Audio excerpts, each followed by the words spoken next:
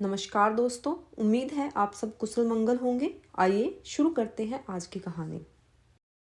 इस वृद्ध अवस्था में अपनी बेटी की सेवा और समर्पण देखकर आज मीना का दिल भर आया। वह सोच में पड़ गई, कितना बवाल मचाया था सास ने और इसके पापा ने।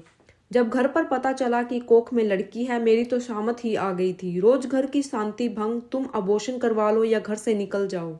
घर वालों का यह अंतिम फैसला था और मैं इतना विरोध करने पर भी चुपचाप अपनी बेटी को जन्म देने की जिद से उस दिन से घर छोड़कर चली आई। यह नहीं सोचा कि कहाँ जाऊंगी, कहाँ रहूंगी, पर मन में ठान लिया था कि बिटिया इस कोख से बाहर आएगी और जन्म लेगी। इतने में रीना आती है। अरे माँ, क्या सोच रही हो? तुम्हारी दवाई का वक्त हो गया है, फिर तुम्हें वॉकिंग भी जाना है। और देखो तो सही, सुबह के 8 बज गए हैं और 10 बजे मुझे ऑफिस भी जाना है। माँ ने रीना के सिर पर हाथ फेरते हुए कहा कि सच में मैं तो तुम जैसी बेटी पाकर धन्य हो गई हूँ। आज तेरे पिता ऊपर से देखकर पछता रहे होंगे कि उन्होंने तेरे साथ कितनी नाइंसाफी की। बेटे की जिद पकड़ी हुई थी कि पहला बच्चा बेटा ही होगा। तुझे बाप के प्यार दुलार से वंचित रखा। यह सब सुनकर रीना ने तपाक से माँ से कहा, तुम भी माँ क्या सोचती रहती हो? ज्यादा इसी तरह सोचोगी तो ठीक कैसे होगी? तुम्हें ठीक होना है, वह भी जल्दी, और मेरे लिए ही ठीक होना है। याद है, मैं हमेशा यही कहती हूँ कि तुम मेरे लिए माँ बाप दोनों हो। मैं हमेशा आपको अपने साथ मेरा संबल बनकर देखकर चाहती हूँ। मैं हमेशा आपको अपने साथ मेरा संबल बनकर देखना चाहती हूँ।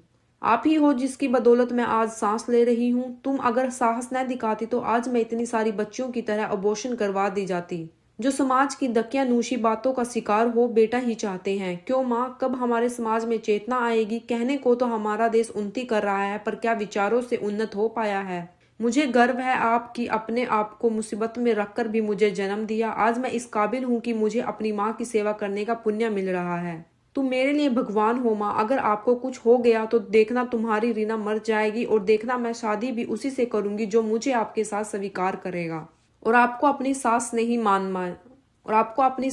माँ मानेगा। इस वर्ष IAS ऑफिसर बन जाऊं तो बस आपका ख्वाब पूरा हो। फालतू बात सोचना छोड़कर जल्दी से घूमने के लिए तैयार हो जाओ। माँ, तुम ही तो मुझे कहा करती थी, जो बीत गया सो बीत गया, आगे की शुद्ध ले।